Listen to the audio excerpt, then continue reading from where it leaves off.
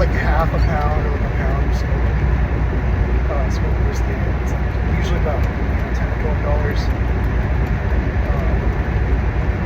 And it's nice, because you could like put that in your truck and not have to worry about, because I don't have a lot of space back there to prep everything. I have seen one video where this guy he gets a garbage bag and lays it on his bed, and he kind of uses that to expand his area of space, like meal prep. But I've kept it pretty simple. I got my microwave air fryer. It's a microwave air fryer in one, and it works pretty good. I like it. So I tend to use the microwave side more because it's just such a mess to clean up.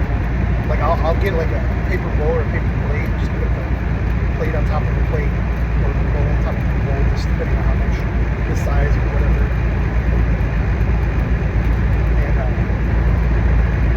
I'll use that to keep the splatter down.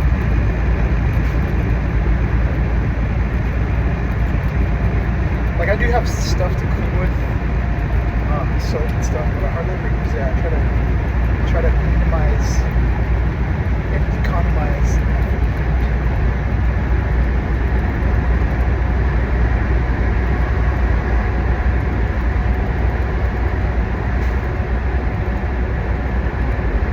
Ever since I started truck driving, I don't have very much time for my hobbies or to talk to people either.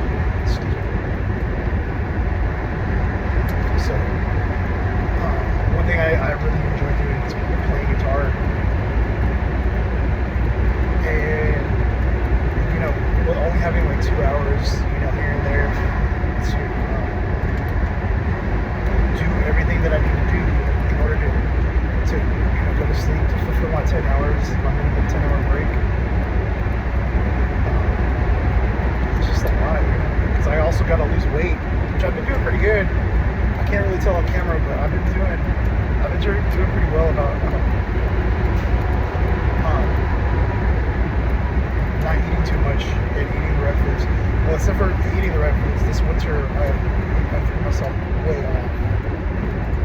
I was eating like fried foods almost like every other day, carbs almost every day. So it really disappointed me because I bought these baby carrots. And had I known they were going to be slimy, I wouldn't have got them. So I'm over here. I have to like wipe down these baby carrots before I can, eat them. Because that's one of the reasons I do get the baby carrots is because they last forever and they dry out after a couple days. So you don't have to worry about I can snack on them while I'm driving. And it's a healthy snack. I gotta look into celery sticks. Celery sticks are another kind of dry food that will last longer compared to like a tomato or bell peppers are good one. You know what I'm saying? Compared to like the softer, wetter fruits or vegetables, carrots are pretty much the opposite of like a soft wetter vegetable.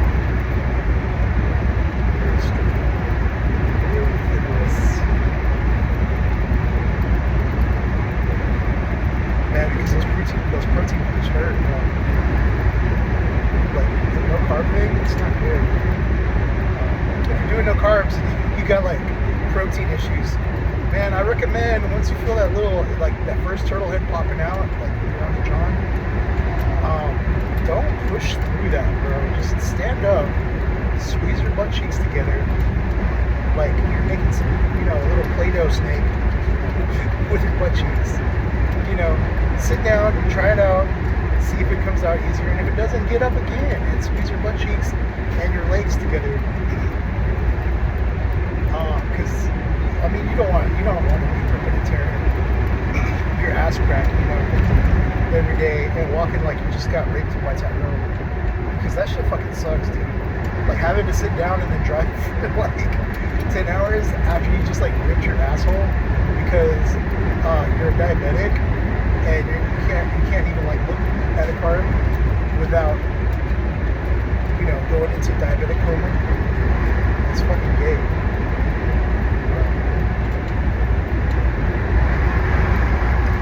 Anyways, that's what truckers are dealing with out here. That's why you see a lot of fat truckers, man, because it's like that's the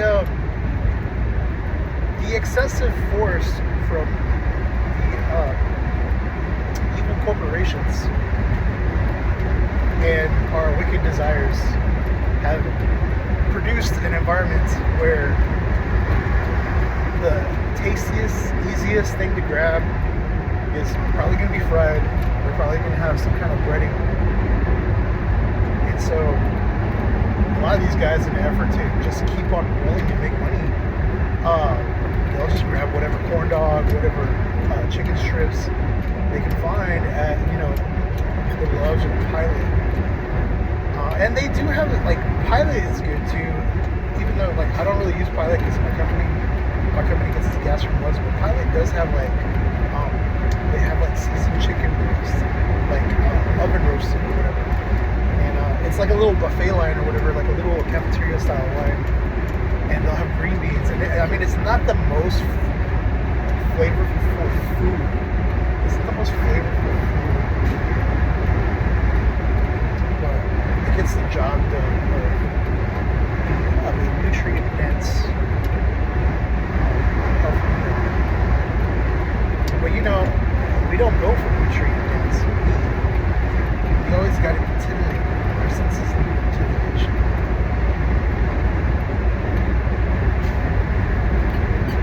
Always got to go for that shiny object. Speaking of shiny objects, I've been trying to, and I need to do this more. I need to stop. Well, I could really stop today actually, and take some photos in these cool locations. Because I'm trying to get my Instagram on, so I can send out more invites for fun.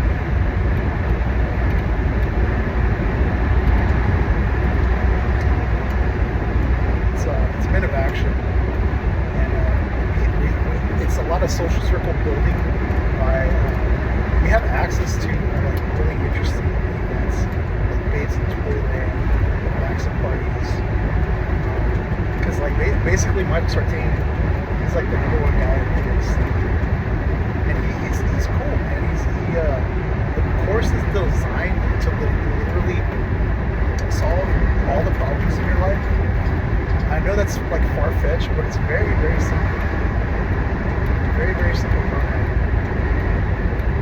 Like things like look at people's behavior, not the words. Like using statistics to determine, the outcomes of things. Like 1 standard deviation, 2 standard deviations. So one thing that's fun to talk about is like standard deviations of craziness in people. And so like if you start to like realize like this person's like 2 standard deviations deep and crazy, so they did not only like one abnormal thing, but like one abnormal thing to the second power. You're like, okay, this is somebody I need to stay away from. So I mean it's very basic, but it's stuff you don't really think about. And it's his passion project, man. It's stuff he's been working for his entire life. But like one of the big things is like getting your Instagram together. Basically taking off all these like selfies, pictures of you and your homies drinking beer and stuff like that, and like taking high quality photos. The whole program is basically it's a personal brand creator. So I mean it's kind of cool. I don't know. I need to get back to the meetings again. I've been going down the YouTube rabbit hole with like social issues and stuff like that. That's been taking up the majority of my time.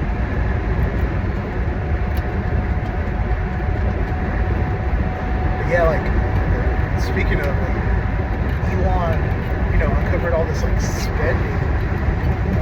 It's so frustrating because like, they're really trying to help. You have all these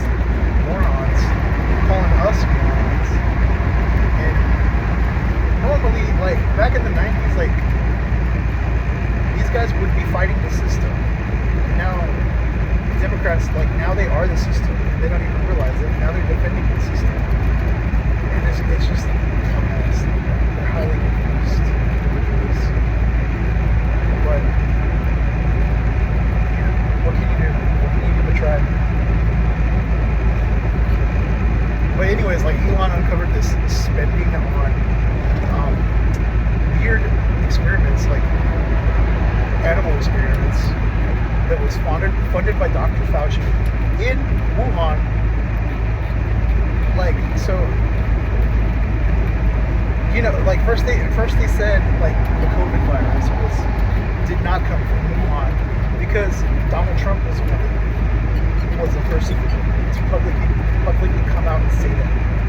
Like, I mean, he wasn't the first, but he was the most widely known person to say it. And so, of course, they have to, like, whatever, like, Donald Trump does and his base does, and, like, they have to do it. They don't even care if they're wrong. They just want to do the opposite to bring him down. I don't know, maybe he is a CIA plant or some shit like that. But the biggest lesson here is, like, if you just look like you are for the people and you are for the group that's being ignored, people will vote for you. They don't care how many January 6th you commit. And they try to use that a lot. January 6th. And meanwhile, they're over here, like, now don't get me wrong, there's crazies on both sides. Like, I don't believe that Christians or Republicans or anybody should be making threats or bombing Planned Parenthood. But you come here to see that. You have seen, like, multiple, almost, like, at least a dozen Teslas and at least, like, 3 Tesla dealerships and, like, service stations being set on fire. I know there's at least 2. But, so it seems like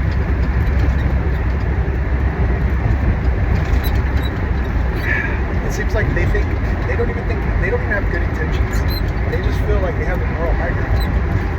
So, because it's like when you say the N-word around an aggressive black person, he's gonna feel like he has the moral high ground to beat the shit out of you. And he should, because that's an offensive word. I mean, I don't blame him. You can't just be going around dropping the N-word. I don't care how many black friends you have. If this person doesn't know you, he's going to beat the shit out of you.